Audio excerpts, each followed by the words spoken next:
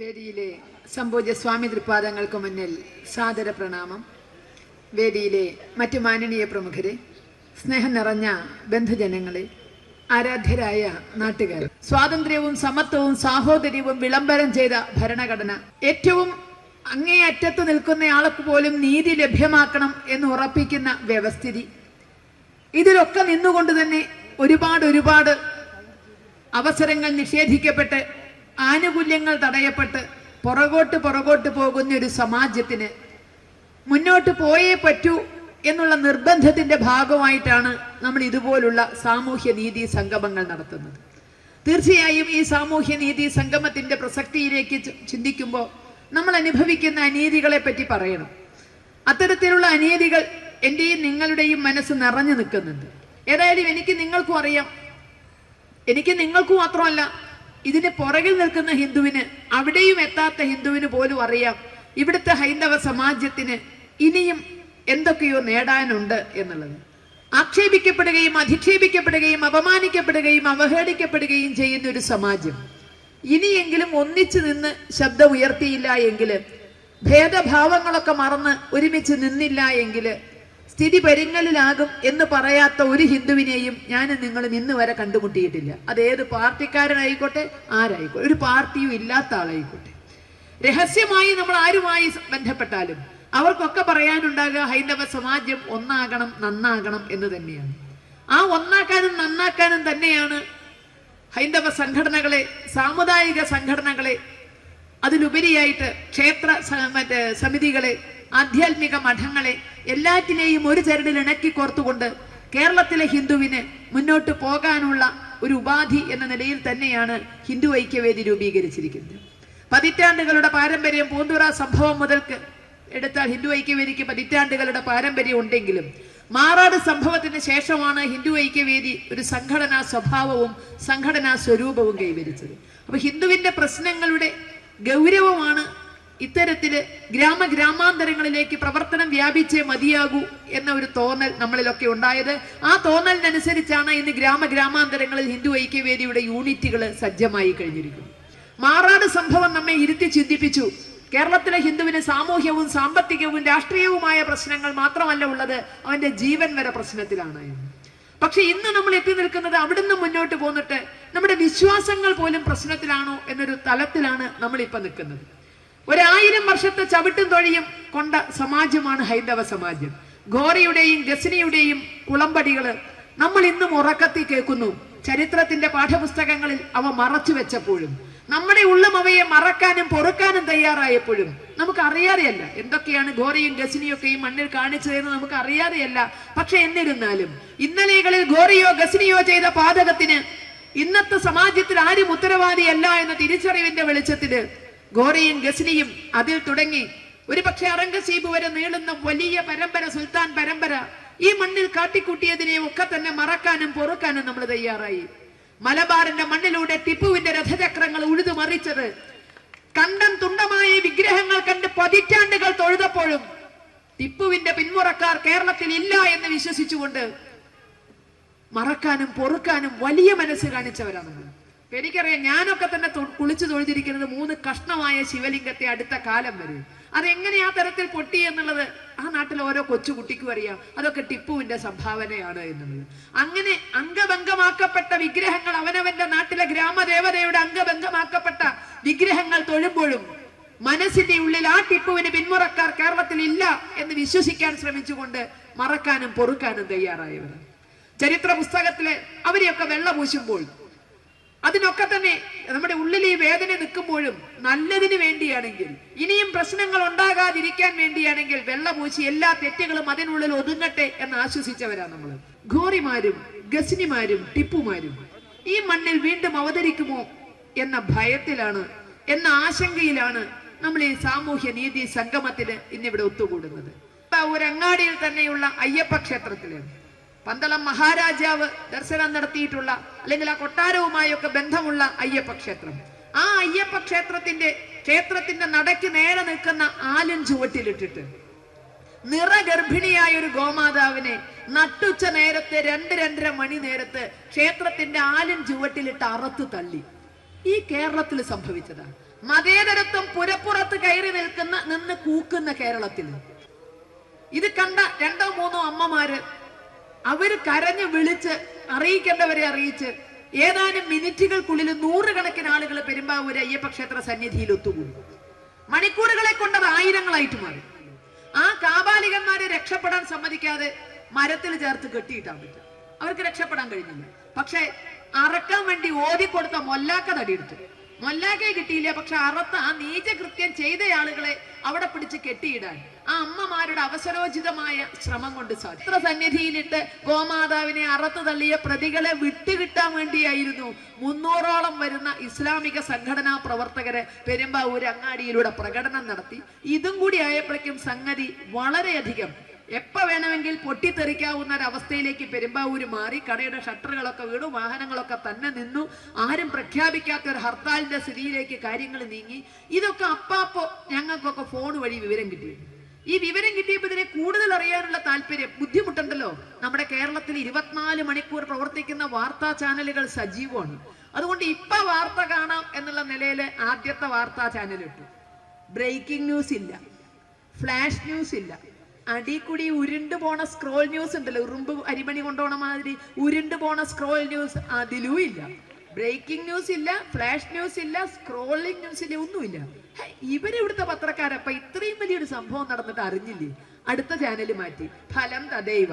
Channel മാറ്റി മാറ്റി മാറ്റി മാറ്റി വിരലിന്റെ തല തേഞ്ഞതല്ലാതെ ഒരു ചാനലിനകത്ത് ഒരു വരി വാർത്ത പോലും ഇത് സംഭവിച്ചു പോകുന്നില്ല. എവിടെയും തൊടാത്ത ചില വാർത്തയൊക്കെയാണല്ലോ. പെരുമ്പാവൂരിൽ അനിഷ്ട സംഭവം, ഒന്നുമില്ല. പെരുമ്പാവൂർ എന്നൊരു വാക്കേ ഇല്ല. പിന്നെ സംശയമായി, സംഗതി കേട്ടത് തെറ്റിയിരിക്കൂ.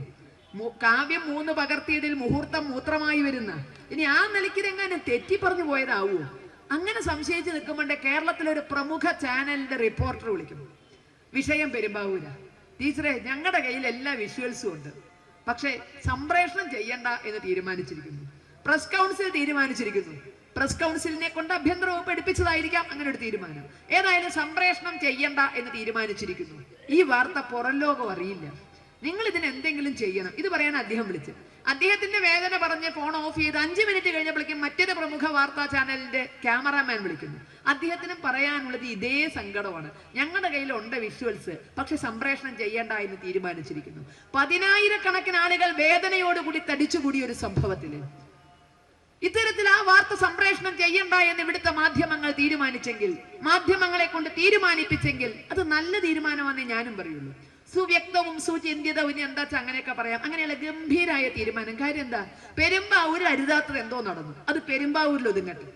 പെരുമ്പാവൂരിന്റെ പുറത്ത് അതിന് പ്രസക്തിയില്ല, അല്ലെങ്കിൽ അതിന്റെ ബഹളം പെരുമ്പാവൂരിന്റെ പുറത്തുണ്ടാകരുത്, അതിന്റെ പേരിലൊരു സംഘടന ഉണ്ടാകരുത്, അത് പെരുമ്പാവൂരിൽ ഒതുങ്ങട്ടെ. ഈ മര്യാദയായിരിക്കാം പത്രമാധ്യമങ്ങൾ അവിടെ കാണിച്ചത്. പക്ഷേ ഈ മര്യാദ എപ്പോഴും ഉണ്ടോ എന്നുള്ളതാണ് നമ്മുടെ മനസ്സിൽ തോന്നിയത്. പെരുമ്പാവൂർ ഒരു അനിഷ്ട സംഭവം ഉണ്ടായി, അത് പെരുമ്പാവൂരിൽ ഒതുങ്ങട്ടെ.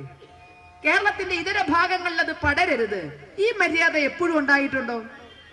ഗുജറാത്ത് സംഭവം കഴിഞ്ഞ് വർഷം 10 കഴിഞ്ഞത്, ഇപ്പോഴും പെയ്തൊഴിഞ്ഞിട്ടില്ല ഇവിടുത്തെ മാധ്യമങ്ങൾ.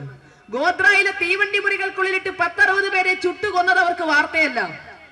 അവരുടെ ബന്ധുക്കൾ, സുഹൃത്തുക്കൾ, അവരുടെ കുടുംബാംഗങ്ങൾ അവർ ചിലപ്പോൾ പ്രതികരിച്ചിട്ടുണ്ടാകും. വെന്തളിഞ്ഞ അവനവന്റെ സ്വന്തക്കാരുടെ മാംസപിണ്ഡങ്ങൾ ഏറ്റുവാങ്ങുമ്പോ ഇന്ത്യൻ ഭരണഘടന കയ്യിൽ പിടിച്ചിട്ടല്ല ആരും പ്രതികരിക്കുക. നമ്മുടെ കണ്ണിന്റെ മുമ്പിൽ ഒരു ആക്സിഡന്റ് നടന്നാല് ആ ആക്സിഡന്റിന്റെ കാരണക്കാരനെ കണ്ട കയ്യ് ധരിക്കാത്തവരാണായിട്ട് ആരും ഉണ്ടാവില്ല എന്നുള്ളത് നമുക്ക് ഉറപ്പാണല്ലോ. അപ്പൊ ആണത്തും പണയം വെക്കാത്തവർക്ക് സ്വന്തക്കാരന്റെ വെന്തളിഞ്ഞ മാംസപിണ്ഡം ഏറ്റുവാങ്ങുമ്പോ ഇന്ത്യൻ ഭരണഘടന പിടിച്ചിട്ട് വകുപ്പ് ഉപവകുപ്പ് നോക്കിയിലൂടെ പ്രതികരിക്കാൻ സാധിച്ചു എന്ന് വരില്ല. അപ്പൊ ചിലപ്പോ വകുപ്പ് ഉപവകുപ്പും ഒക്കെ മാറ്റി വെച്ചിട്ട് അവിടെ ചിലപ്പോ പ്രതികരിച്ചിട്ടുണ്ടാകാം. തെറ്റോ ശരിയോ? പക്ഷേ ഇന്ന് ഈ കാണിച്ച മര്യാദ ഗുജറാത്തിൽ അരുതാത്തത് എന്തോ നടന്നു, അത് ഗുജറാത്തിൽ ഒതുങ്ങട്ടെ. ഗുജറാത്തിന്റെ പുറത്തേക്ക് വരരുത്. ഇവിടുത്തെ ഏതെങ്കിലും മാധ്യമങ്ങൾ, രാഷ്ട്രീയക്കാർ, ബുദ്ധിജീവികൾ, സാംസ്കാരിക നായകന്മാർ ആ മര്യാദ കാണിച്ചിട്ടുണ്ടോ? അപ്പൊ ഗുജറാത്തിന് കിട്ടാത്ത മര്യാദ എന്തേ പെരുമ്പാവൂരിന് കിട്ടിയത്? ഗുജറാത്തിൽ ഇത് മാത്രമല്ല, നമ്മുടെ ചെവിയിലൊക്കെ ഇപ്പോഴും ഇങ്ങനെ അലയടിക്കിട്ടില്ലേ ചില സംഭവങ്ങളൊക്കെ.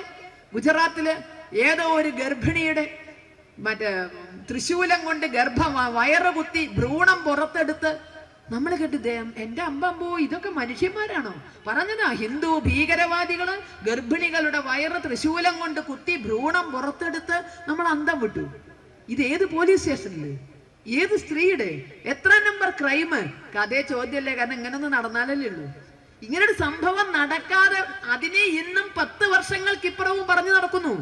ഗുജറാത്തുകാർ ചിന്തിക്കാത്തത്, ഗുജറാത്തിൽ അറിയാത്തത്, കേരളം അടക്കമുള്ള ദക്ഷിണേന്ത്യൻ സംസ്ഥാനങ്ങളിൽ വരെ ഇന്നും പാടി പാടി പാടി നടക്കുമ്പോൾ പെരുമ്പാവൂര് മര്യാദ കാണിച്ചു. അതാണ് മര്യാദ. മാധ്യമങ്ങൾ കാണിക്കേണ്ട മര്യാദ ബഹളത്തിന് കാരണമാകരുത് എന്നുള്ളത് കൊണ്ട് പെരുമ്പാവൂര് നടന്നത് പെരുമ്പാവൂരിൽ ഒതുങ്ങട്ടെ, കേരളത്തിന്റെ ഒരു ഭാഗത്തേക്കും പടരരുത്. പക്ഷെ ഈ മര്യാദ ഗുജറാത്തിൽ കണ്ടില്ല, ഈ മര്യാദ ഒറീസയുടെ കാര്യത്തിൽ കണ്ടില്ല.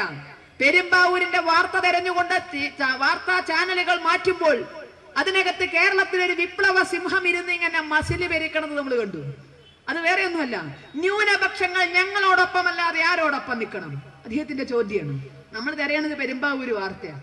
ഇദ്ദേഹം ചോദിക്കുന്ന ന്യൂനപക്ഷങ്ങൾ ഞങ്ങളോടൊപ്പമല്ലാതെ ആരോടൊപ്പം നിൽക്കും? കർണാടകയില്, ഒറീസയില് കന്യാസ്ത്രീകളെ ബലാത്സംഗം ചെയ്ത് കാട്ടിക്കൊണ്ടുപോയിട്ട് എന്താ സ്ഥലമായിട്ടാ പറഞ്ഞ, അങ്ങോരെ മുന്നിലിട്ട് ബലാത്സംഗം ചെയ്ത മാതിരിയാ പറയണത്. ബലാത്സംഗം ചെയ്ത് കാട്ടിക്കൊണ്ടുപോയിട്ട് ഞങ്ങളെ ഉണ്ടായുള്ളൂ സംരക്ഷിക്കാന്, ഹിന്ദു ഭീകരവാദികളിൽ നിന്ന് ഞങ്ങളെ ഉണ്ടായുള്ളൂ സംരക്ഷിക്കാന് എന്ന് പറഞ്ഞ നേതാവ് മസിൽ ഭരിക്കുമ്പോൾ മാധ്യമങ്ങൾക്ക് മാധ്യമങ്ങളുടെ പ്രതിബദ്ധത കാണിക്കേണ്ടിയിരുന്നില്ല. രാഷ്ട്രീയക്കാർക്കും രാഷ്ട്രീയക്കാരന്റെ സാമൂഹ്യ പ്രതിബദ്ധത വിഷയമായിരുന്നില്ല. ഒറീസയെ പറ്റി, കർണാടകയെ പറ്റി, ഗുജറാത്തിനെ പറ്റി ഇത്തരത്തിൽ രോഗം പിടിച്ച പശുക്കളെ അറുത്തു തള്ളുക എന്നത് ന്യൂനപക്ഷ അവകാശമാണ്. എങ്കിൽ അവിടുത്തെ ഒരു പിടി അമ്മമാർ കണ്ടില്ലായിരുന്നുവെങ്കിൽ ആ കൊളമ്പ് രോഗം പിടിച്ച പശുവിന്റെ മാംസം പെരുമ്പാവൂരുകാരെ കൊണ്ട് തീറ്റിക്കുമായിരുന്നില്ലേ? ഇനി അവിടെ പറയുന്നത് അവിടെ മൊല്ലാക്കില്ല എന്നാണ്. മൊല്ലാക്കെ കിട്ടിയവരെ വിടൂന്നാണ് അവിടുത്തെ ഹിന്ദു സമാജം പറഞ്ഞത്. അറക്കാൻ വേദം ചൊല്ലിക്കൊടുത്ത, ബിസ്മി ചൊല്ലിക്കൊടുത്ത മൊല്ലാക്കെ കിട്ടിയല്ലാതെ ഇവരെ വിടില്ല എന്ന് പറഞ്ഞാണ് അവിടെ പിടിച്ചു വെച്ചത്. അപ്പൊ അവര് പറഞ്ഞത് മൊല്ലാക്കി ഇല്ല, വേദം ചൊല്ലിയിട്ടില്ല, ഞങ്ങൾ തന്നെ അർത്ഥതാണ്. മൊല്ലാക്കെ രക്ഷപ്പെടുത്താൻ പറഞ്ഞതാ. പക്ഷെ നമുക്ക് വിശ്വസിക്കാം അവരുടെ വാക്കുകളെ. അവര് തന്നിഷ്ടപ്രകാരം ചെയ്തതാണ്, മൊല്ലാക്ക വേദം ചൊല്ലിക്കൊടുത്തിട്ടില്ല. എങ്കിൽ നമ്മൾ ഈ ദിവസം വരെ ശ്രദ്ധിച്ചു ഏതെങ്കിലും ഒരു ഇസ്ലാമിക നേതൃത്വത്തിന്റെ പൗരോഹിത്യത്തിന്റെ ഒരു ഫത്വ ഈ അറവുകാർക്കെതിരെ ഇറങ്ങുമെന്ന്. കാരണം ഇസ്ലാമിക നിയമപ്രകാരം ബിസ്മി ചൊല്ലി അറക്കാത്ത മാംസം അത് ഹറാമായ മാംസമാണ്, ഹലാലായ മാംസമല്ല. അപ്പൊ ബിസ്മി ചൊല്ലി അറക്കാത്ത ആ മാംസം ഈ പെരുമ്പാവൂര് അമ്മമാര് കണ്ടില്ലായിരുന്നുവെങ്കിൽ പെരുമ്പാവൂരെ മുസ്ലിം സഹോദരന്മാരും തിന്നുമായിരുന്നു. പെരുമ്പാവൂരിലെ മുസ്ലിം സഹോദരന്മാരെ കൊണ്ട് ഹറാമായ മാംസം തീറ്റിക്കാൻ പരിശ്രമിച്ച ഈ അറവുകാർക്കെതിരെ എന്തുകൊണ്ട് ഇസ്ലാമിക പൗരോഹിത്യത്തിന്റെ ഒരു ഫത്വ ഇതുവരെ ഇറങ്ങിയില്ല? ഇതുവരെ നമ്മൾ കാതോർത്ത് നിന്നു. 99 ഫത്വ ഇറക്കുന്നവരല്ലേ. കാടാമ്പുഴയ്ക്കടുത്ത് പണ്ട് ഒരു ഗൾഫിലെ ഒരു മലയാളി, അയാൾക്ക് അവിടുന്ന് എന്തോ ലേശം അകത്തിയെന്ന നേരത്ത് എന്തോ ഒരു വേണ്ടാതീനം തോന്നി, ഫോണിൽ കൂടി പള്ളിയിലേക്ക് വിളിച്ചു, ഞാൻ എന്റെ കെട്ടിയോളെ മൊഴിയല്ലിന്നു പറഞ്ഞു. ഫോണിൽ കൂടി പള്ളിയിലേക്ക് വിളിച്ചു. അത് കഴിഞ്ഞപ്പോ ബോധം വന്നപ്പോ തോന്നി, ഞാൻ ഇപ്പൊ എന്താ കാട്ടി, എന്റെ മക്കളെ കെട്ടിയോളെ ഞാൻ എങ്ങനെയാ ഒഴിവാക്കുക എന്നാണ്. നാട്ടിൽ വന്നപ്പോ അങ്ങോരുടെ ഭാര്യയെ കിട്ടിയേ തീരൂ. ഭാര്യയ്ക്കും കുഴപ്പമില്ല, അത് തൽക്കാലത്ത് ഒരു എടുത്തിയാട്ടം കൊണ്ട് ചെയ്തതാ, ഭാര്യയ്ക്കും കുഴപ്പമില്ല. പക്ഷെ പള്ളിക്കാര് ഫത്വ ഇറക്കി, മൊഴി ചൊല്ലിയ ഭാര്യയുടെ കൂടെ വീണ്ടും താമസിക്കണമെങ്കിൽ ആ ഭാര്യ വേറൊരുത്തം കെട്ടിയിട്ട് ഉപേക്ഷിച്ചാലേ കൂടെ കഴിയാൻ പാടൂ, അല്ല എങ്കിൽ അവരെ ഒരു പള്ളിയിലും കയറ്റരുത് എന്ന് ഫത്വ ഇറക്കി. അത്തരം കുടുംബകാര്യങ്ങളിൽ വരെ ഫത്വ ഇറക്കുന്നവര്. പണ്ട് ചെർക്കളം അബ്ദുള്ളയുടെ നെറ്റിയിൽ ഒരു സിന്ദൂരപ്പൊട്ടിന്റെ അംശം കണ്ടതിന് ചെർക്കളം അബ്ദുള്ളയെ ഒരു പള്ളിയിലും കയറ്റരുത് എന്ന് ഫത്വ ഇറക്കിയവര്. അറാമായ മാംസം പെരുമ്പാവൂരുകാരെ തീറ്റിക്കാൻ ശ്രമിച്ചു എന്ന കുറ്റത്തിന് എന്തേ ഇവർക്കെതിരെ ഒരു ഫത്വ ഇറക്കാത്തത്? അപ്പൊ അവിടെയൊക്കെയാണ് ആസൂത്രിതമായ ഗൂഢാലോചന. ഇനി ഇവരൊന്നും അല്ല ഉള്ളത്. ഇവിടെ നമുക്കറിയാലോ, മൃഗസ്നേഹികൾ ഒരുപാടുള്ള നാടാണ്. നമുക്ക് ഈ ആനയെ ഭയങ്കര ഇഷ്ടമാണ്. ഹിന്ദുക്കൾക്ക് ഇഷ്ടം കൂടിയോണ്ട് ചിലപ്പോൾ ലേശം ഉപദ്രവിക്കുന്നുണ്ട് എന്നുള്ളത് സത്യം. കാരണം ഈ മൂത്ത കുട്ടികൾക്ക് ചെറിയ കുട്ടികളെ ഒരുപാട് ഇഷ്ടമായ ചിലപ്പോൾ മൂക്കിനിട്ടൊരു കടി കൊടുക്കും, ചിലപ്പോൾ ഒരു പിച്ചു കൊടുക്കും. ഇതുപോലെ നമുക്ക് ആനയെ ഒരുപാട് ഇഷ്ടമായതുകൊണ്ട് നമ്മൾ അങ്ങ് നടത്തി വെയിലത്ത് നടത്തും, അതിലെ കൊണ്ടുപോക്കെ ചെയ്യുന്നുണ്ട്. ഒരു ഇഷ്ടം കൊണ്ടാ, ദ്രോഹം കൊണ്ടല്ല. പക്ഷെ ഇവിടെ മൃഗസ്നേഹികള് എന്ന് പറഞ്ഞിട്ടുള്ളവര് ആനയ്ക്ക് വേണ്ടി ചാകാൻ തയ്യാറവര്. അവരുടെ നിർദ്ദേശങ്ങൾക്കനുസരിച്ച് ഇവിടെ ആനയെ എഴുന്നള്ളിക്കണമെങ്കിൽ 900 നിയമങ്ങളുണ്ട്. നാളൊരു ക്ഷേത്രത്തിന്റെ പ്രസിഡന്റ് എന്നോട് പറഞ്ഞത് അതൊക്കെ വായിച്ചു നോക്കിയിട്ട് അങ്ങോട്ടൊരു തീരുമാനത്തിലെത്തി, എന്റെ ടീച്ചറെ ഈ നിയമമൊക്കെ അനുസരിച്ച് അമ്പലത്തിൽ ഒരു ആനയെ കൊണ്ടൊന്ന് എഴുന്നള്ളിക്കണേലും ഭേദം ഇങ്ങോട്ടിത്തിരി വട്ടിയും വയറൊക്കെ ഉള്ളയാളാ, ഞാൻ അങ്ങോട്ട് 4 കാല് കുത്തി നിന്നിട്ട് ഒരു നെറ്റിപ്പട്ടം കെട്ടി തടമ്പ് കൊണ്ടാണ് പോയാലോ എന്നാ വിചാരിക്കണത്. ഈ നിയമം ഒന്നും അനുസരിച്ച് ആനയെ കൊണ്ടുവരാൻ പറ്റില്ല പറഞ്ഞു. കാരണം അത്രയും പലരും അനുസരിക്കില്ല എന്നുള്ളതാ സത്യം. അനുസരിക്കാൻ തുടങ്ങിയാൽ അതൊന്നും അനുസരിച്ചിട്ട് ഒരു ആനയെ കൊണ്ടുവരാൻ പറ്റില്ല. കാര്യം സ്നേഹം കൊണ്ടാണ്. ഇനി അവിടുന്ന് വിട്ടു മുൻ കർണാടക മുഖ്യമന്ത്രിയായിരുന്ന യെദിയൂരപ്പ അദ്ദേഹം മുഖ്യമന്ത്രിയായിരുന്ന സമയത്ത് കണ്ണൂരിൽ ഒരു ക്ഷേത്രത്തിൽ വന്നിട്ട് ഒരു ആനക്കുട്ടിയെ നടക്കി വെച്ചു. ഭയഭക്തി ബഹുമാനത്തോടുകൂടി പട്ടും കമ്പളവും വിരിച്ച് ആനക്കുട്ടിയെ നടയിരുത്തി ആ ആനക്കുട്ടിക്ക് ഒരു ആയുസിന് വേണ്ട ഭക്ഷണത്തിന് വേണ്ട ചെലവ് ഫിക്സഡ് ഡിപ്പോസിറ്റ് ഇട്ട് കൊടുത്തു. അങ്ങനെ ഭയഭക്തി ബഹുമാനത്തോടുകൂടി ആനക്കുട്ടിയെ ക്ഷേത്രത്തിലേക്ക് നടയിരുത്തി. അദ്ദേഹത്തിനെതിരെ കേസ് 2 കണ്ണൂരിൽ ചാർജ് ചെയ്തെന്ന്. അദ്ദേഹം ആനയെ പീഡിപ്പിച്ചു എന്നാണ്. ആനക്കുട്ടിയെ ക്ഷേത്രത്തിലേക്ക് നടയിരുത്തിയതിന് ആനയെ പീഡിപ്പിച്ചു എന്നതിന്റെ പേരിൽ 2 കേസാണ് യെദിയൂരപ്പയുടെ പേരിൽ മൃഗസ്നേഹികളെ കണ്ണൂർ കൊടുത്തിരിക്കുന്ന വനംവകുപ്പ് കൊടുത്തിട്ടുണ്ട് ഒരു കേസ്. ഭക്തി ആദരപൂർവ്വം ചെല്ലും ചെലവും കൊടുത്ത് പട്ടും കമ്പളവും വിരിച്ച ഒരു ആനക്കുട്ടിയെ ക്ഷേത്രത്തിലേക്ക് നടയിരുത്തുന്നത് മൃഗപീഡനമാണെങ്കിൽ ഗർഭിണിയായ ഒരു പശുവിനെ അറുത്ത് തള്ളുന്നത് മൃഗസ്നേഹം കൊണ്ടാണ്. മൃഗസ്നേഹികളെ ഒന്നും ആ വഴിക്ക് കണ്ടില്ലല്ലോ. ഞങ്ങൾ ഈ നാട്ടുകാരെ അല്ല മാവിലായിക്കാരാന്ന് പറഞ്ഞ് മാറി നിൽക്കണതാണല്ലോ കണ്ടത്. ഒരു മൃഗസ്നേഹിയുടെയും ശബ്ദം നമ്മൾ അവിടെ കേട്ടില്ല. അപ്പൊ ചിലരെ കാണുമ്പോ കവാത്ത് മറക്കണുണ്ട് എന്നുള്ളത് ഒരു സത്യ. അപ്പൊ ഇത് ഹിന്ദുവിന്റെ മാത്രം വികാരമായിരുന്നില്ല, ഇത് പലരും എതിർക്കേണ്ടതായിരുന്നു. പക്ഷെ എല്ലാവരും മൗനം വിദ്വാനും വിധിക്കും ഭൂഷണം എന്ന് പറഞ്ഞിരുന്നപ്പോ അവിടെയാണ് നമ്മൾ തിരിച്ചറിയുന്നു, ഗസ്നിമാർ, ഗോറിമാർ, ടിപ്പുമാർ തിരിച്ചു വരുന്നു. ഇത് 2 ഇറച്ചിവെട്ടുകാരുടെ വിവരക്കടല്ല. കാസർഗോഡ് നടന്നത് ഒരു മന്ദബുദ്ധിതരമല്ല. ഇതൊക്കെ ആസൂത്രിതമായ ഗൂഢാലോചനയുടെ ഫലമാണ്. ഈ പെരുമ്പാവൂരിൽ നിന്ന് വെറും 22 കിലോമീറ്ററേ ഉള്ളൂ ഒരു അധ്യാപകന്റെ കൈവെട്ടിയ മൂവാറ്റുപുഴയിലേക്ക്. ഈ പെരുമ്പാവൂരിൽ നിന്ന് ഏകദേശം അത്രയും ദൂരമേ ഉള്ളൂ സിമി ക്യാമ്പ് നടത്തിയ പാനായിക്കുളത്തേക്ക്. ഈ പെരുമ്പാവൂരിൽ നിന്ന് അത്രയും ദൂരമേ ഉള്ളൂ തമിഴ്നാട് കോർപ്പറേഷന്റെ ബസ് കത്തിച്ച കളമശ്ശേരിയിലേക്ക്. അങ്ങനെ ഇതിന്റെ എല്ലാം ഹെഡ്ക്വാർട്ടേഴ്സ് ആണ് പെരുമ്പാവൂര്. കള്ളപ്പണവും കള്ളക്കടത്തും കള്ളനോട്ടും കൊണ്ട് പെരുമ്പാവൂരിന്റെ ഒരു വിഭാഗം ഇന്ന് പുതിയ പണത്തിന്റെ കുത്തൊഴുക്കില് അന്തവും കുന്തവും കെട്ടിയിരിക്കുക. ഈ പണം കൊണ്ട് എന്ത് ചെയ്യണം? അധ്വാനിച്ച് നേടിയ പണമല്ല. കള്ളപ്പണവും കള്ളക്കടത്തും കള്ളനോട്ടും കൊണ്ട് പെരുമ്പാവൂരിനെ കയ്യിലിട്ട് അമ്മാനമാടുന്ന ഒരു വിഭാഗം അവിടെ വളർന്നിട്ടുണ്ട്. അവരുടെ പരീക്ഷണശാലയാണ് പെരുമ്പാവൂര്. മാറാട് എന്തിനു വാളുയർത്തി? നമുക്കറിയാം, കേരളത്തിന്റെ തീരങ്ങൾ ശുദ്ധീകരിച്ചെടുക്കാൻ, കേരളത്തിന്റെ കടൽ തീരങ്ങളിൽ നിന്ന് ഹിന്ദുവിനെ കെട്ടുകെട്ടിക്കാൻ വേണ്ടിയിട്ടാണ് അവിടെ ഒരു വർഗീയ ലഹള ഒപ്പിച്ചെടുത്തത്. അതിനുള്ള ശ്രമമായിരുന്നു അവിടെ നടത്തിയത്. 5-8 പേരെ വെട്ടിയെരിച്ചുകൊണ്ട്. ഇത് തന്നെയാണ് പെരുമ്പാവൂര്. ഹിന്ദുവിന്റെ മർമ്മത്തടിച്ചാൽ ഹിന്ദു ഇളകും. ഹിന്ദു ഇളകിക്കഴിഞ്ഞാൽ, ഒരു വർഗീയ ലഹള സംജാതമായാൽ 21-ൽ ഹിന്ദുവിനെ ഓടിച്ചതുപോലെ പെരുമ്പാവൂരിൽ ഹിന്ദുവിനെ ഓടിച്ച് അവരുടേതായ ഒരു കുട്ടി പാകിസ്ഥാൻ ഉണ്ടാക്കിയെടുക്കാമെന്ന് ആരുടെയെങ്കിലും തലയിൽ ചിന്തിച്ചിട്ടുണ്ടെങ്കിൽ ഇത്തരം സമ്മേളനങ്ങൾ ഒരു പാഠമാകണം. 21-ലെ ഹിന്ദു അല്ല ഇന്ന് പെരുമ്പാവൂരിലുള്ളത്, 21-ലെ ഹിന്ദു അല്ല ഇന്ന് കാസർഗോഡുള്ളത്, 21-ലെ ഹിന്ദു അല്ല ഇന്ന് കേരളത്തിലെ ഒരു ഗ്രാമത്തിലും ഉള്ളത്. 21-ലെ ഹിന്ദു തിരിഞ്ഞു നോക്കാണ്ട് ഓടിയിട്ടുണ്ട്. സത്യ, തിരിഞ്ഞു നോക്കാണ്ട് ഓടിയിട്ടുണ്ട്. കൂടെ ആരാ ഓടണമെന്നും കൂടി നോക്കിയിട്ടില്ല. തിരിഞ്ഞു നോക്കാണ്ട ഭാണ്ഡം മുറുക്കി ഓടി. ഇന്ന് നമുക്ക് ഓടാൻ പറ്റില്ല. നമുക്കിന്ന് ആത്മവിശ്വാസമുണ്ട്. ഈ കാവ്യ പതാകയ്ക്ക് കീഴിൽ നമ്മൾ സുരക്ഷിതരാണ് എന്ന ബോധം, നമ്മെ സംരക്ഷിക്കാനുള്ള കൈകൾ ആണത്വത്തോടു കൂടി ഇവിടെ ഉണ്ട് എന്നുള്ള ബോധം. അതുകൊണ്ട് പെരുമ്പാവൂരൊക്കെ നടക്കുന്ന ഇത്തരം പരീക്ഷണങ്ങളെ പറ്റിയിട്ട് സമാജം കൂടുതൽ ബോധവാന്മാരാവുകയും അന്വേഷണ ഉദ്യോഗസ്ഥന്മാരടക്കമുള്ളവര് എന്താണ് ഇതിന്റെ പിന്നിലെ എന്ന് അന്വേഷിച്ച് കണ്ടുപിടിക്കുകയും ചെയ്തില്ലെങ്കിൽ കേരളത്തിന് ഒരുപാട് നോവും എന്നുള്ള യാഥാർത്ഥ്യത്തെ തിരിച്ചറിയാൻ ഇത്തരം സമ്മേളനങ്ങൾ, കേരളത്തിൽ അങ്ങോളം ഇങ്ങോളം നടത്തുന്ന ഇത്തരം സമ്മേളനങ്ങൾ ഒരു പാഠമായിട്ട് എല്ലാവരും ഉൾക്കൊണ്ടേ മതിയാകുള്ളൂ. അടുത്ത PSC പരീക്ഷയ്ക്ക് നിർബന്ധമായി ചോദിക്കുന്ന ഒരു ചോദ്യമുണ്ട്.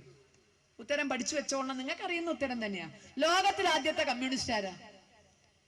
അടുത്ത PSC പരീക്ഷയ്ക്ക് അല്ലെങ്കിൽ അടുത്ത മറ്റേ ക്വിസ് കോമ്പറ്റീഷന് നിർബന്ധമായും ചോദിക്കും, ലോകത്തിൽ ആദ്യത്തെ കമ്മ്യൂണിസ്റ്റ് ആരാ? കാറൽ മാർക്സ് എന്ന് എഴുതിയേക്കല്ലേ, ഉത്തരം തെറ്റിപ്പോകും. ചെഗുവരയെന്ന് എഴുതരുത്, ഇനി റോബർട്ട് ഓവൻ എന്നും എഴുതരുത്. ലോകത്തിൽ ആദ്യത്തെ കമ്മ്യൂണിസ്റ്റ് ആരാ? സഖാവ് യേശുക്രിസ്തു. ലോകത്തിൽ ആദ്യത്തെ കമ്മ്യൂണിസ്റ്റ് സഖാവ് യേശുക്രിസ്തു. ഞാൻ പറഞ്ഞതല്ല, ഞാൻ പറഞ്ഞാൽ വിശ്വസിക്കണ്ട. കാരണം എനിക്ക് കമ്മ്യൂണിസത്തെ പറ്റി അറിയാൻ വയ്യ, ക്രിസ്ത്യാനിറ്റിയെ പറ്റി അറിയാൻ വയ്യ. അതുകൊണ്ട് ഞാൻ പറഞ്ഞാൽ ആധികാരികമാകില്ല. ഇത് രണ്ടും അറിയണയാളാ പറഞ്ഞത്. ലോകത്തിലെ ആദ്യത്തെ കമ്മ്യൂണിസ്റ്റ് സഖാവ് യേശുക്രിസ്തു. പറഞ്ഞത് റവറൻ ഫാദർ പിണറായി വിജയൻ. അതുകൊണ്ട് അവിശ്വസിക്കേണ്ട ഒരു കാര്യമില്ല. റവറൻ ഫാദർ പിണറായി വിജയൻ പറഞ്ഞേക്കുന്ന ലോകത്തിലെ ആദ്യത്തെ കമ്മ്യൂണിസ്റ്റ് സഖാവ് യേശുക്രിസ്തു. എപ്പോഴാ പറഞ്ഞത്? പാർട്ടി കോൺഗ്രസിന്റെ ഭാഗമായിട്ട് തിരുവനന്തപുരത്ത് സംസ്ഥാന സമ്മേളനം നടക്കുമ്പോ അതിന്റെ ഭാഗമായി പുത്തരിക്കണ്ടം മൈതാനിയിലൊരു ചിത്ര പ്രദർശനം നടത്തി. കമ്മ്യൂണിസത്തിന്റെ നാൾവഴികളെ പരിചയപ്പെടുത്തുന്ന ആ ചിത്ര പ്രദർശനം ആ ചിത്ര പ്രദർശനത്തിന് ആയിരങ്ങൾ പ്രവഹിച്ചു പുത്തരിക്കണ്ടം മൈതാനത്തിലേക്ക്. അവിടെ ഒരു ചിത്രം കണ്ടപ്പോണ്ടല്ലോ രോമമുള്ളവനൊക്കെ രോമാഞ്ചണ്ടായി. അതില്ലാത്തവന് നിവൃത്തിയില്ലാത്തോണ്ടാ. രോമമുള്ള മുഴുവൻ ആളുകൾക്കും ആ ഒരു ചിത്രത്തിന്റെ മുന്നിൽ ചെന്നപ്പോ രോമാഞ്ചം ഉണ്ടായി. ഏതായിരുന്നു ആ ചിത്രം? ക്രൂശിതനായ യേശു ക്രിസ്തു. കമ്മ്യൂണിസ്റ്റ് പാർട്ടിയുടെ ചിത്ര പ്രദർശനത്തില് ക്രൂശിതനായ യേശു ക്രിസ്തു. അടിയിൽ വിവരണമുണ്ട്, ബയോഡാറ്റ ഉണ്ട് അതിന്റെ അടിയില് യേശു ക്രിസ്തു ജനനം BC 7 AD 2 ഇടയില്.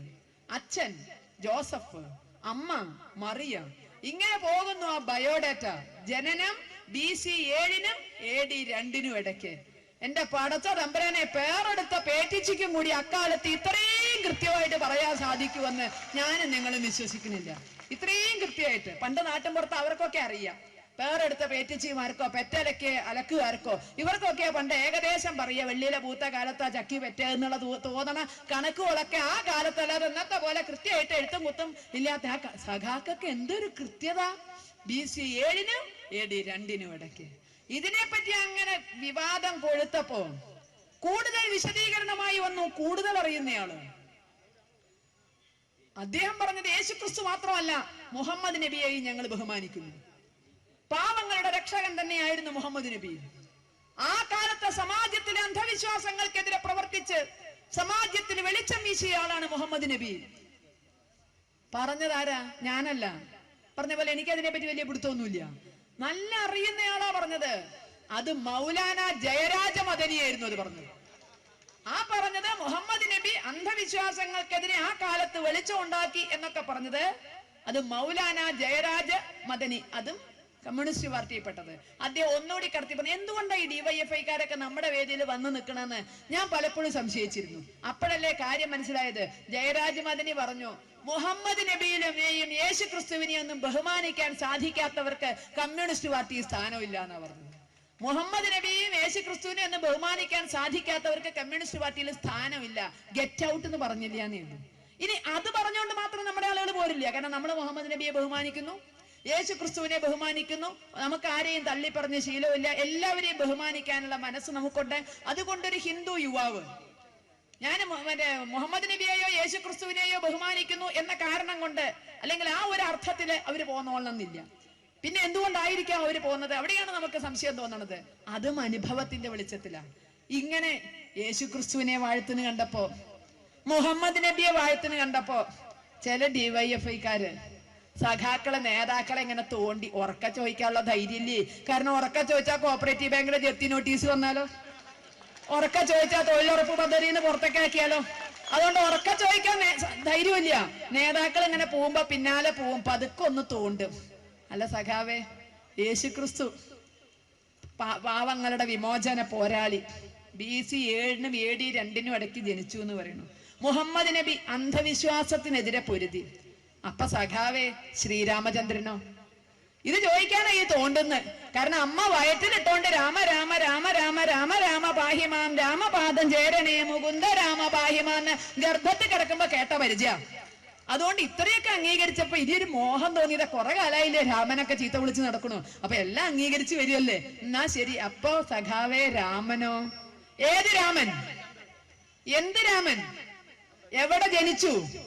എവിടെ പഠിച്ചു? ബർത്ത് സർട്ടിഫിക്കറ്റ് ഉണ്ടോ?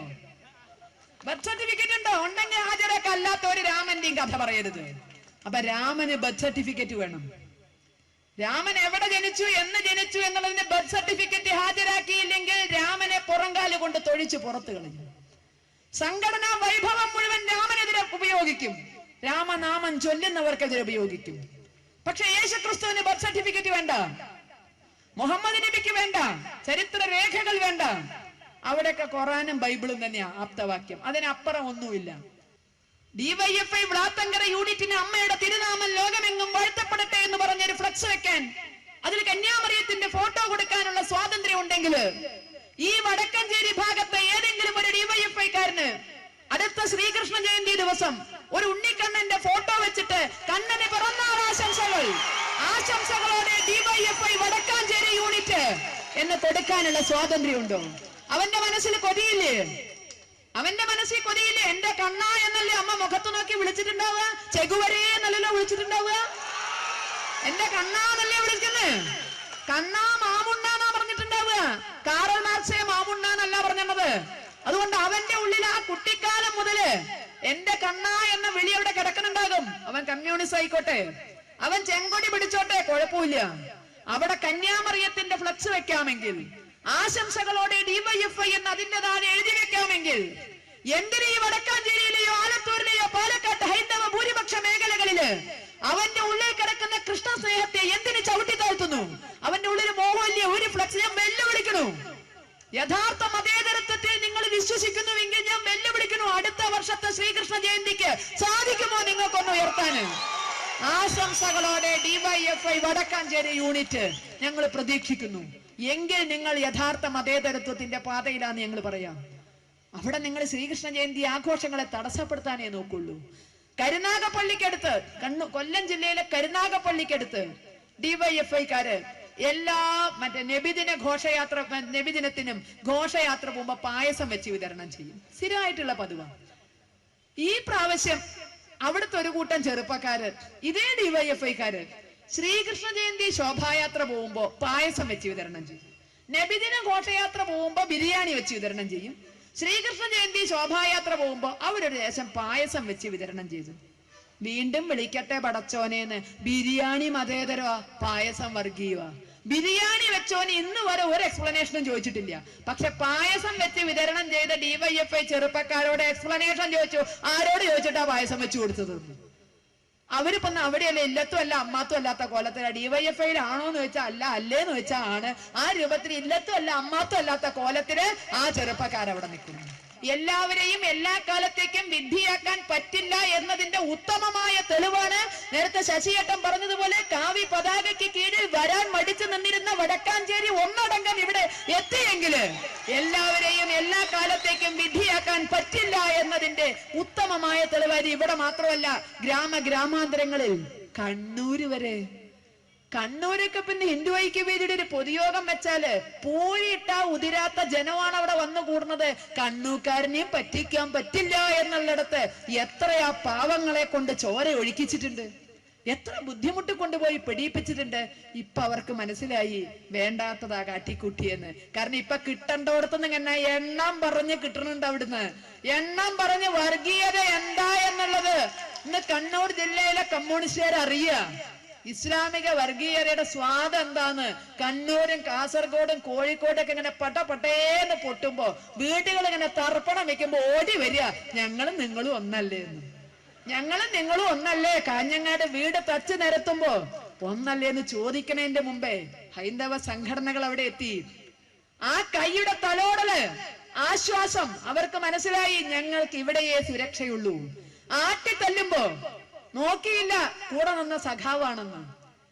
അവിടെ മുസ്ലിം ലീഗ് CPM സംഘടന എന്ന് പറഞ്ഞിട്ടാ തുടങ്ങിയത്. പക്ഷെ അത് ഹിന്ദു മുസ്ലിമായിട്ട് ഒരൊറ്റ തിരിയലായിരുന്നു, ആസൂത്രിതമായിരുന്നു. അങ്ങനെ വീടുകൾ നിരന്നു പോകുമ്പോ എന്ത് ചെയ്യണമെന്നറിയാതെ നിൽക്കുമ്പോ തകർന്ന ഹിന്ദു വീട്ടിലേക്ക് കമ്മ്യൂണിസ്റ്റ് പാർട്ടിയുടെ നേതാക്കൾ തിരിഞ്ഞു നോക്കാഞ്ഞപ്പോ, അവിടേക്ക് സംഘപരിവാറുകാർ ചെന്നപ്പോ, സർവ സംരക്ഷണവും വാഗ്ദാനം ചെയ്തപ്പോ കാഞ്ഞങ്ങാട്ടുകാർ തിരിച്ചറിഞ്ഞു ഹിന്ദുവിന്റെ ഐക്യത്തിന്റെ ബലം. കണ്ണൂർക്കാര് തിരിച്ചറിയുന്നു ഹിന്ദു ഒന്നായാൽ മാത്രമേ ജീവിക്കാൻ കഴിയൂന്ന്. കോഴിക്കോട്ടുകാര് മനസ്സിലാക്കുന്നു ഹിന്ദു ഒന്നായാലേ ജീവിക്കാൻ കഴിയുള്ളൂ എന്ന്. അനുഭവമാണ്. നാദാപുരം മേഖലയിലൊക്കെ ഒന്ന് ചെന്ന് രാഷ്ട്രീയം പറഞ്ഞു നോക്കൂ, അവര് ഓടിപ്പിച്ചു വിടും. കാരണം അവരതിന്റെ തിക്തഫലങ്ങൾ അനുഭവിച്ചുകൊണ്ടിരിക്കുക. അവിടെ രാഷ്ട്രീയം പറഞ്ഞ അങ്ങോട്ട് ചെല്ലാൻ പറ്റില്ല. ഇപ്പോ അവർക്ക് മനസ്സിലായി ആസൂത്രിതമായി ഹിന്ദുത്വത്തിനെതിരെയുള്ള അക്രമമാണ് നടക്കുന്നത്. ഇനിയും ഞങ്ങളുടെ നേതാക്കൾ കുറയ്ക്കുന്നത് കേട്ട് വർഗീയത, ഫാസിസം എന്ന് പറഞ്ഞിരുന്ന വീടുണ്ടാവില്ല, കുടുംബം ഉണ്ടാവില്ല, മക്കളുണ്ടാവില്ല, മാനം ഉണ്ടാവില്ല, സ്വത്ത് ഉണ്ടാവില്ല. തിരിച്ചറിഞ്ഞപ്പോൾ അവരിന്ന് ഹിന്ദുവായി സംഘടിക്കാൻ തയ്യാറാകുന്നു. ഇത് കമ്മ്യൂണിസ്റ്റ് പാർട്ടിയുടെ മാത്രം പ്രത്യേകതയല്ല, എല്ലാ രാഷ്ട്രീയ പാർട്ടികളിലും ഇത് സംഭവിക്കുന്നു. കാരണം എല്ലായിടത്തും ഹിന്ദു മാത്രം അവഗണിക്കപ്പെടുക. അവിടെയൊക്കെ ഇത് സംഭവിക്കുന്നു. കോൺഗ്രസ് പാർട്ടിക്കകത്ത് കോൺഗ്രസ് സെക്യുലർ ഫോറം എന്ന് പറഞ്ഞൊരു ഹിന്ദു ഫോറം ഉണ്ടായിട്ടുണ്ട് അത്ര സംഘടനയ്ക്കകത്ത്. കാരണം UDFന്റെ ഭരണത്തില് ന്യൂനപക്ഷങ്ങൾ അന്യായമായി അധികാരം കൈയാളുന്നു, ഹൈന്ദവ വിഭാഗത്തെ അവഗണിക്കുന്നു. ഇതിനു വേണ്ടി കോൺഗ്രസുകാരായ ഹിന്ദുക്കൾ ചേർന്ന് കോൺഗ്രസിനകത്ത് ഒരു കുറുമുന്നണി ഉണ്ടാക്കിയിരിക്കുന്നത്രേ. പൂഞ്ഞാർ തമ്പുരാനൊക്കെയാണ് അതിന്റെ രക്ഷാധികാരികൾ. രഹസ്യമായിട്ടൊന്നുമല്ല, ആ സംഘടന പരസ്യമായി പത്രസമ്മേളനം നടത്തിയവര് കോൺഗ്രസിനകത്ത് കോൺഗ്രസ് സെക്യുലർ ഫോറം എന്ന് പറഞ്ഞ് ന്യൂനപക്ഷങ്ങളുടെ പിടിയിൽ നിന്ന് UDF-നെ രക്ഷപ്പെടുത്തണമെന്ന് പറഞ്ഞ് അവര് പത്രസമ്മേളനം നടത്തി. അതിലവര് 3 ആവശ്യം പറഞ്ഞു. പത്രസമ്മേളനത്തിൽ 3 ആവശ്യം പറഞ്ഞു. ഒന്ന്, കേരളത്തിനൊരു ഉപമുഖ്യമന്ത്രി വേണം. അവര് പറഞ്ഞത് കേരളത്തിനൊരു ഉപമുഖ്യമന്ത്രി വേണം, അതൊരു ഹിന്ദു ആയിരിക്കണം. ആ ഉപമുഖ്യമന്ത്രി ഒരു ഹിന്ദു ആയിരിക്കണം. ആ ഹിന്ദുവിന് ആഭ്യന്തര വകുപ്പ് കൊടുക്കണം. ഇങ്ങനെ 3 നിർദ്ദേശമാണ് കോൺഗ്രസ് സെക്യുലർ ഫോറം കേട്ടത്. കേട്ടപ്പോ നമ്മളും അറിയാണ്ട കൈയടിച്ചു പോയി. പിന്നെ ചിന്തിച്ചത്, ഇവിടുത്തെ ഹിന്ദുവിന് ഇപ്പൊ ആവശ്യം ഒരു ഉപമുഖ്യമന്ത്രിയാ, ഒരു ആഭ്യന്തരമന്ത്രിയാ? ഇതുണ്ടേ നമ്മുടെ വിഷയമൊക്കെ തീർന്നു. അവിടെയാണ് കോൺഗ്രസിലെ ഈ സെക്യുലർ ഫോറത്തിന്റെ ചിന്ത ആത്മാർത്ഥമാണോ എന്ന് നമ്മൾ സംശയിക്കുന്നത്. ഇവിടുത്തെ ഹിന്ദുവിന് ഒരു ഉപമുഖ്യമന്ത്രിയെ കിട്ടിയോണ്ട്, ഒരു ആഭ്യന്തരമന്ത്രിയെ കിട്ടിയോണ്ട് നമുക്ക് എന്ത് കുന്താ നേടാൻ സാധിക്കുക? ഈ കേരളത്തില് ഏത് മന്ത്രി കസേരയിൽ ആരിരുന്നാലും പാലക്കാട് തങ്ങളുടെ പടിപ്പറയിൽ നിന്നോ പാലാ ബിഷപ്പ് ഹൗസിൽ നിന്നോ ഇന്ന് മുള്ളണ്ടെന്ന് പറഞ്ഞാൽ മുള്ളാൻ ധൈര്യമുള്ള ഒരു നേതാവിനെ നിങ്ങൾക്ക് അവിടെ പിടിച്ചിരുത്താനുണ്ടോ? ആരുമായിക്കൊള്ളട്ടെ, ഒരു നേതാവിനെ, നിങ്ങൾ ഈ പറയുന്ന ഒരു ഹിന്ദുവിനെ ഇരുത്താൻ, അങ്ങനെ ഒരു ഹിന്ദു ഇരുന്നാൽ പാലക്കാട് തങ്ങളുടെ പടിപ്പറയെന്നോ പാലാ ബിഷപ്പ് ഹൗസ് എന്നോ പറയാതെ മൂത്രം ഒഴിക്കുന്ന ധൈര്യം പറയുന്ന ഒരാളെ പറഞ്ഞാൽ ഞങ്ങൾ പിന്തുണയ്ക്കാം, ഞങ്ങളുടെ പിന്നാലെ മന്ത്രിയാക്കാന്ന് പറഞ്ഞിട്ട് അങ്ങനെ ഒരു നേതാവ് കോൺഗ്രസിലില്ല, കമ്മ്യൂണിസ്റ്റ് പാർട്ടിയിലില്ല, അവിടെയും പറയണ്ട, അവിടെയും ഇല്ല. കാരണം അവരും പാഞ്ഞു നടക്കുക. ഒരു കഷ്ണം പച്ച തുണിയെങ്കിലും കിട്ടിയ കോറ കൊടുക്കായിരുന്നു എന്ന് പറഞ്ഞിട്ട് അവര് നടക്കുന്നത്. അത് മുസ്ലിം ലീഗിന്റെ ആയാലും വേണ്ടിയില്ല, അത് INL-ന്റെ ആയാലും വേണ്ടിയില്ല, അത് SDPI-യുടെ ആയാലും വേണ്ടില്ല. ഒരു കഷ്ണം പച്ചത്തുണി കിട്ടിയ നാണം മറക്കായിരുന്നു എന്ന് പറഞ്ഞിട്ടാ അവരും നടക്കണത്. അപ്പൊ അത്തരത്തില് പച്ചത്തുണിക്ക് വേണ്ടി എന്തും ചെയ്യാൻ തയ്യാറാകുന്നവര് മന്ത്രി കസേരയിൽ ഏത് മതത്തിൽപ്പെട്ടാൻ ഇരുന്നിട്ട് എന്താ കാര്യം? നാണവും മാനവും ഇല്ലാതെ അവിടെ ഇരിക്കാമെന്നല്ലാതെ ചെറുവിരൽ അനക്കാൻ സാധിക്കൂ? നേരത്തെ ശശിയേട്ടൻ പറഞ്ഞവര് അജ്മൽ കസബുമാരെയും അഫ്സൽ ഗുരുമാരെയും ഒക്കെ തിന്നു മോനെ എന്ന് പറഞ്ഞ് തീറ്റി പോറ്റുന്നപ്പോൾ ആഭ്യന്തരമന്ത്രി കസേരയിൽ ഇരിക്കുന്ന ചിദംബരം ഹിന്ദുവല്ലേ? എന്റെ നിങ്ങളുടെ അറിവില് ചിദംബരം സുന്നത്ത് നടത്തിയിട്ടില്ലല്ലോ, മാമോദീസ മുങ്ങിയിട്ടില്ലല്ലോ, ഹിന്ദു അല്ലേ? ചെറുവിരൽ അനക്കാനുള്ള തന്റെ ഇടമുണ്ടോ? റോമെന്ന് എന്ത് പറയണോ അതിനപ്പുറം നീങ്ങാനുള്ള ശേഷിയുണ്ടോ? പിന്നെ ആരായിട്ട് എന്താ കാര്യം? നേരത്തെ പറഞ്ഞ മദനിയുടെ മുന്നില് കേരളത്തിലെ മിടുക്കരായ പോലീസ് ഫോഴ്സിനെ ഒരാഴ്ചക്കാലം അൻവാറശ്ശേരി യത്തീംഖാനയ്ക്ക് മുന്നിലിട്ട് കുമ്മി അടിപ്പിച്ചപ്പോഴും കേരളത്തിന്റെ ആഭ്യന്തരമന്ത്രി കസേരയിൽ ഇരുന്നിരുന്നത് ഹിന്ദു നാമധാരിയായിരുന്നു കോടിയേരി ബാലകൃഷ്ണൻ. സുന്നത്ത് നടത്തിയിട്ടില്ല, മാമോദീസ മുങ്ങിയിട്ടില്ല. അഭിമാനത്തോടു കൂടി ചെറുവിരൽ അനക്കാൻ പറ്റുമോ? അപ്പൊ അവിടെ ആര് ഇരിക്കണു എന്നുള്ളതല്ല ഇവിടെ പ്രശ്നം, അന്തസ്സോടെ ഇരിക്കാൻ കഴിയുമോ എന്നുള്ളതാ. ഇനി ഈ കോൺഗ്രസ് സെക്യുലർ ഫോറത്തോട് അവരുടെ നീക്കങ്ങൾ ആത്മാർത്ഥതയുള്ളതാണെങ്കിൽ നമുക്ക് പിന്തുണയ്ക്കാം. പക്ഷെ അതിലെവിടെ ആത്മാർത്ഥത? ഇവിടുത്തെ ഹിന്ദു കരഞ്ഞപ്പോൾ ഞങ്ങൾ കണ്ടിട്ടില്ലല്ലോ. ഈ സമുദായ നേതാക്കളൊക്കെ തന്നെ, ഈ സമുദായങ്ങളൊക്കെ ഒരിക്കലല്ലെങ്കിൽ പലപ്പോഴും നിങ്ങൾ വോട്ട് ചെയ്യാൻ ആഹ്വാനം കൊടുത്തിട്ടുള്ളവരാ, നിങ്ങളെ വിശ്വസിച്ചവരാ, നിങ്ങളുടെ കൂടെ നിന്നവരാ കേരളത്തില്. പക്ഷേ സച്ചാർ കമ്മീഷന്റെയും രംഗനാഥൻ മിശ്ര കമ്മീഷന്റെയും ഒക്കെ റിപ്പോർട്ടിന്റെ പേരില് ഇവിടുത്തെ ഹൈന്ദവ സമാജത്തെ ഒന്നടങ്കമെടുത്ത് ചവറ്റുകൊട്ടയിലിടുമ്പോൾ നിങ്ങൾ ആ നന്ദി ഓർത്തു അല്പമെങ്കിലും? അപ്പൊ അവിടെയായിരുന്നു കോൺഗ്രസുകാരനായ ഹിന്ദു വികാരം പ്രകടിപ്പിക്കേണ്ടിയിരുന്നത്. ഒരു മന്ത്രിയെ കിട്ടാനില്ല, അത് നമ്മുടെ ചെലവിൽ ഒരു മന്ത്രി ഉണ്ടാക്കി കളയത്തില്ല. ഇവിടുത്തെ ഹിന്ദുവിന്റെ ചെലവില് ഹിന്ദുവിന്റെ വികാരം മുതലെടുത്ത് ഒരാളെ മന്ത്രിയാക്കി കളയാം എന്നുള്ളതിൽ കവിഞ്ഞുള്ള ലക്ഷ്യമൊന്നുമില്ല.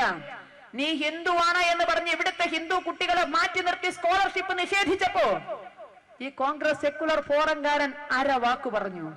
4 കൊല്ലമായില്ലേ ഹിന്ദുക്കൾ കരയുന്നു, ഞങ്ങൾക്കില്ല. കരച്ചിലിന് കാര്യമൊക്കെ ഉണ്ടായിട്ടോ.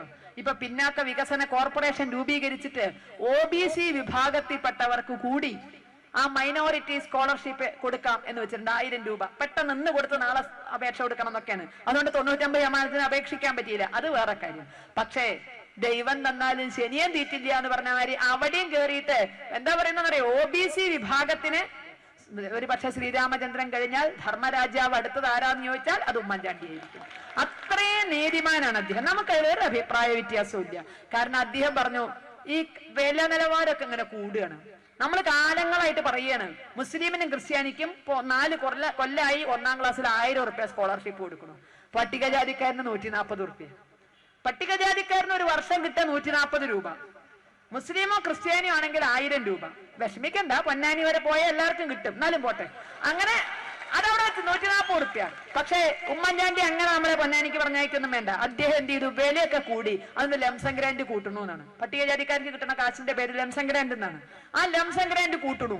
കഴിഞ്ഞ കൊല്ലം 140 റുപ്യ കിട്ടിയിട്ടുള്ളൂങ്കിൽ ഇതിൽ പട്ടികജാതിക്കാരായ രക്ഷിതാക്കൾക്ക് ആഹ്ലാദിക്കാം. ലംസം ഗ്രാൻഡ് കൂട്ടി.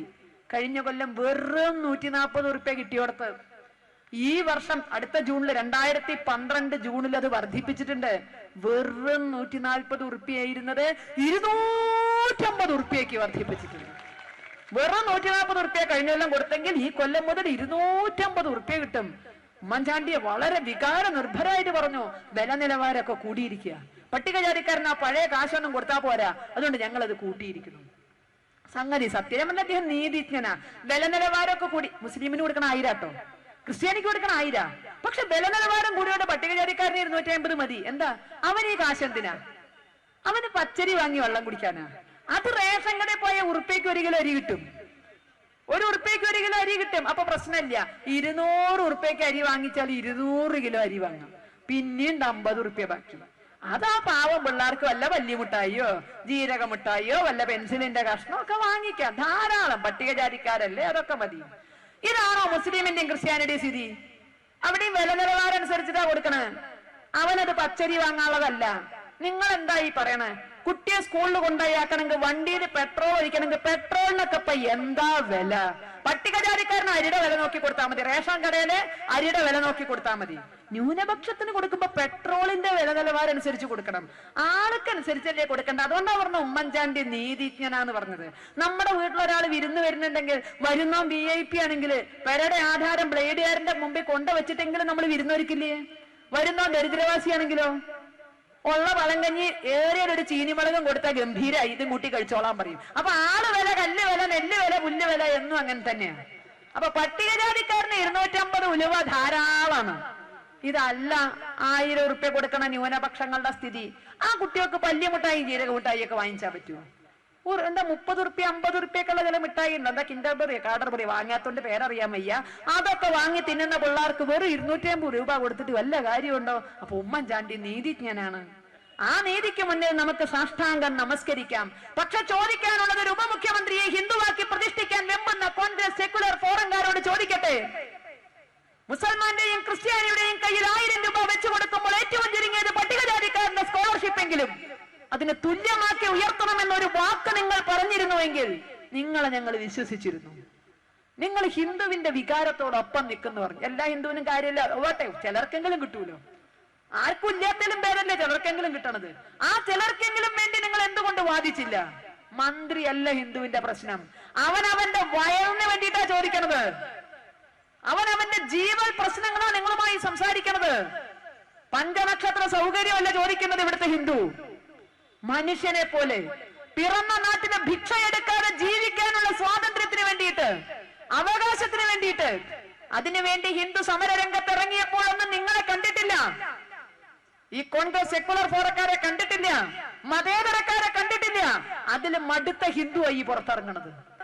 രാമൻ ജനിച്ചെടുത്ത് പള്ളി പണിയാൻ നിങ്ങളുടെ അണികളെ കൊണ്ട് സമരം ചെയ്യിപ്പിക്കാമെങ്കിൽ, ഒരു ക്ഷേത്രത്തിന്റെ പ്രദക്ഷിണ വഴിയിൽ ഒരു പള്ളി പാടില്ല എന്ന് പറഞ്ഞ അതേ അണികൾക്ക് സമരം ചെയ്തുകൂടെ? അതിനെന്തിനാ ഹിന്ദു ഐക്യവേദി? അപ്പൊ വിഷയ ഹിന്ദുവിന്റെ ആണെങ്കിൽ അത് ഹിന്ദു ഐക്യവേദിക്കാരൻ കൈകാര്യം ചെയ്യണം. ന്യൂനപക്ഷങ്ങളുടെ വിഷയമാണെങ്കിൽ അത് ഏറ്റെടുക്കാൻ തയ്യാറാണ്, യാതൊരു പ്രശ്നമില്ല. ഏത് രൂപത്തിലും അത് ഏറ്റെടുക്കാൻ തയ്യാറാണ്. ഹിന്ദുവിന്റെ ആണെങ്കിൽ അത് ഹിന്ദു ഐക്യവേദിക്കും. ഈ പാലക്കാട് ജില്ലയിലെ ഒരു ഹയർ സെക്കൻഡറി സ്കൂളില് കഴിഞ്ഞ വർഷം ഓണപ്പൂക്കള മത്സരം നടക്കുമ്പോ കുട്ടികൾ തമ്മിലൊരു കശപിശയുണ്ടായി. കുട്ടികൾ തമ്മിലല്ല, അത് ബോധപൂർവം ചെയ്തതാ. കാരണം ഇവിടുത്തെ കോളേജുകളിലും വിദ്യാലയങ്ങളിലും ഒക്കെ തന്നെ NDF-ന്റെ കുട്ടിപ്പട്ടാളമായ ക്യാമ്പസ് ഫ്രണ്ട് സജീവമാണ്.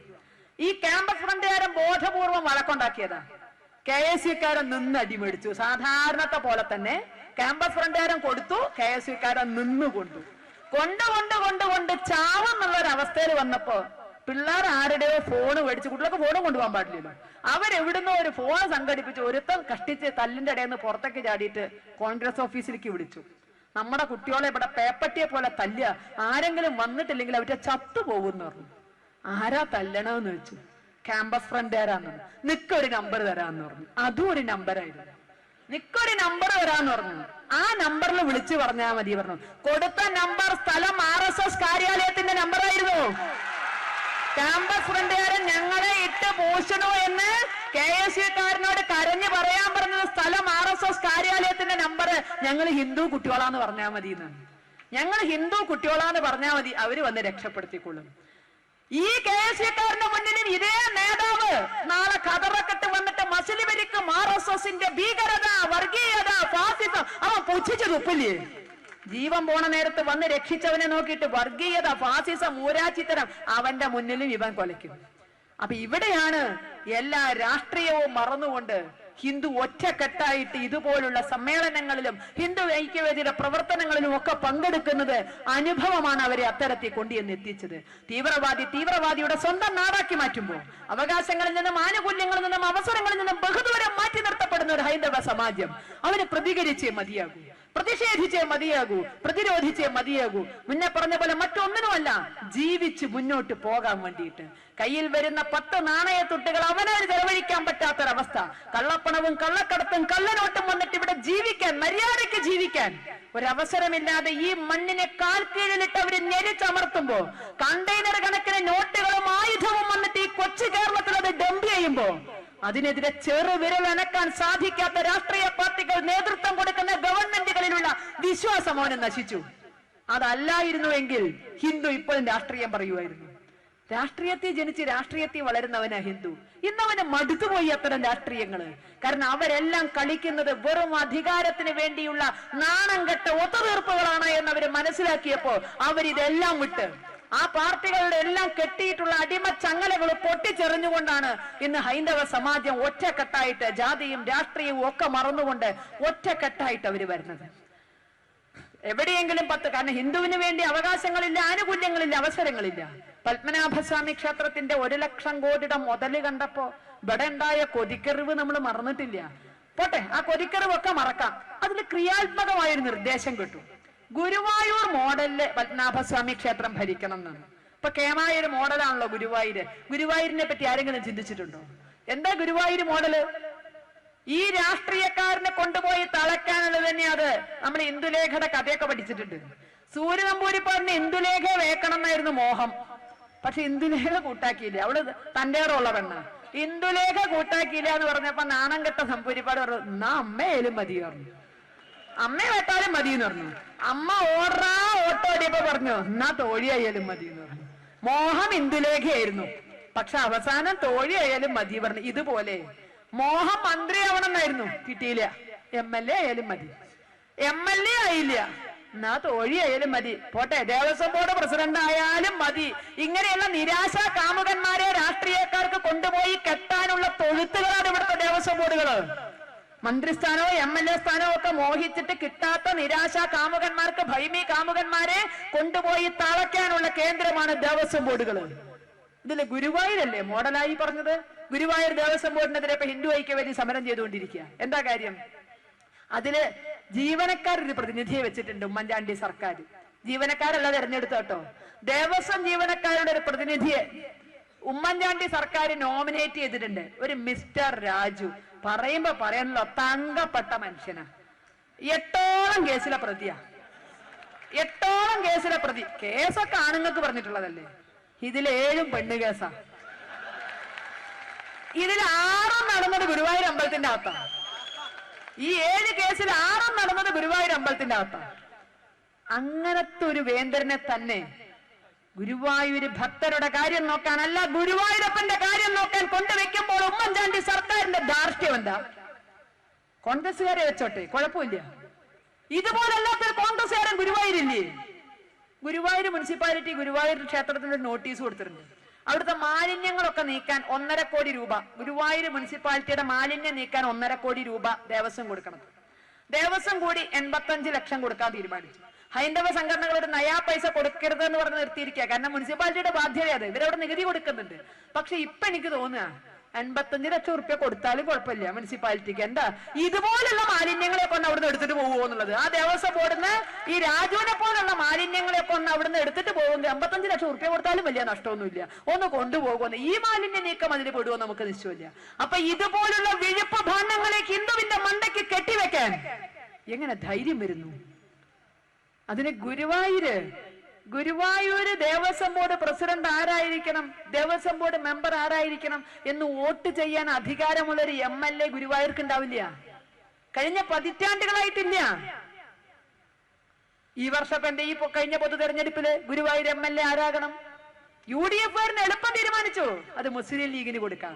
ഗുരുവായൂരപ്പന്റെ കാര്യം മുസ്ലിം ലീഗുകാരൻ നോക്കാഞ്ഞാൽ എവിടുന്നാ ശരിയാവുക? മതേതരത്വം അത് മുസ്ലിം ലീഗിന് കൊടുത്തു. LDF ഒട്ടും വിട്ടുകൊടുത്തില്ല, അവരും സ്ഥാനാർത്ഥിയെ പ്രഖ്യാപിച്ചു. അരിവാൾ ചുറ്റിക നക്ഷത്രത്തിൽ ഗുരുവായൂരിന്റെ സ്ഥാനാർത്ഥിയെ കിട്ടി, വഖഫ് ബോർഡ് ചെയർമാൻ അബ്ദുൽ ഖാദർ. ഗുരുവായൂർ മണ്ഡലത്തിന്റെ സ്ഥാനാർത്ഥി വഖഫ് ബോർഡ് ചെയർമാൻ അബ്ദുൽ ഖാദർ. ഒരു ദേവസ്വം ബോർഡ് ചെയർമാനെ, ദേവസ്വം ബോർഡ് മെമ്പറെ ആ സ്ഥാനത്ത് നിർത്താൻ പറ്റിയില്ല. കാരണം അവിടെ തൊട്ടെണ്ണിയാൽ ഹിന്ദു ഒപ്പത്തിനൊപ്പൊക്കെ ഉള്ളൂ ഇത്ര.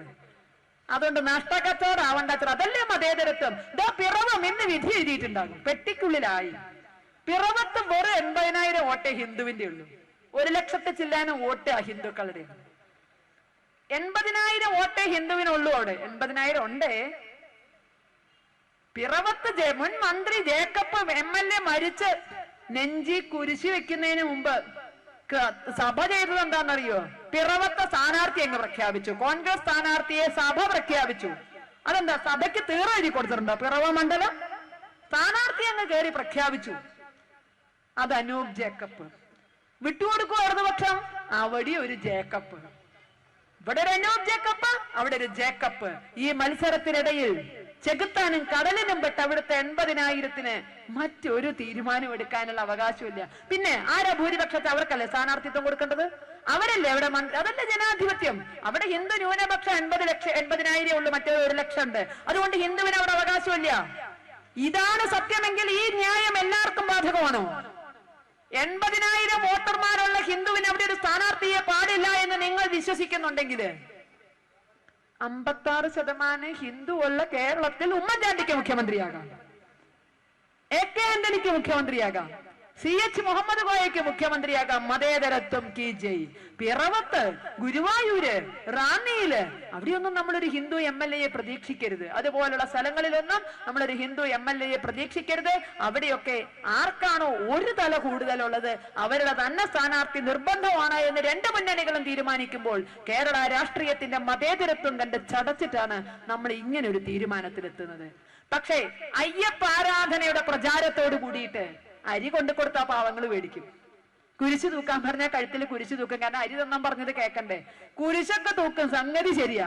പക്ഷെ മണ്ഡലക്കാലമായാൽ അവൻ ഇത് പറിച്ചാൽ ഏറ് പറഞ്ഞൊരു മുദ്രയെടുത്ത് സ്വാമിയേ ശരണമയ്യപ്പ എന്നും പറഞ്ഞ അവനൊരൊറ്റ കയറ്റോ. അവിടെ പള്ളിക്കാര് മേപ്പെട്ടൊക്കെ ഒഴുക്കിയ കാശൊക്കെ വെറുതെ പോയി. മണ്ഡലക്കാലമായ അവൻ വീണ്ടും പഴയപടി അവൻ മുദ്രയും കഴുത്തിലിട്ട് അവനങ്ങ് പോവുക. ഇത് തടയാൻ സംസ്ഥാനങ്ങൾ തമ്മിലുള്ള ശത്രുതയല്ലാതെ മറ്റൊരു വഴിയില്ല എന്ന തിരിച്ചറിവാണ് മുല്ലപ്പെരിയാർ വർഷങ്ങളായി ഈ മണ്ഡലകാലത്ത് തന്നെ ഉയർത്തിക്കൊണ്ടുവരുന്നത്. ഈ വർഷം അത് വിളഞ്ഞു. തമിഴ്നാട്ടിലെ ആയിരക്കണക്കിന് അയ്യപ്പന്മാര് അവിടെയുള്ള അയ്യപ്പ ക്ഷേത്രങ്ങളിൽ വെച്ച് മാലയഴിച്ച് ശബരിമലയിലേക്ക് വന്നില്ല. ഉദ്ദേശം നടന്നു. മകരവിളക്കിനെ വിവാദമാക്കി നോക്കി. അയ്യപ്പൻ കത്തിക്കണോ, ആദിവാസി കത്തിക്കണോ, അല്ലെ? ആവശ്യമില്ലാത്ത അനാവശ്യമായ വിവാദങ്ങൾ. ശബരിമലയിലേക്ക് ഭക്തജനങ്ങൾ വരുന്നതിനെ തടയുക എന്നതിനപ്പുറം മറ്റൊരു പ്രശ്നവും ഇവിടെ ഉണ്ടായിരുന്നില്ല. അതിന്റെ പേരിൽ മറ്റൊരു വിഷയവും ഇല്ല. അപ്പൊ അത് തന്നെയാണ് ആറ്റുകാല പൊങ്കാലയ്ക്കുള്ളത്.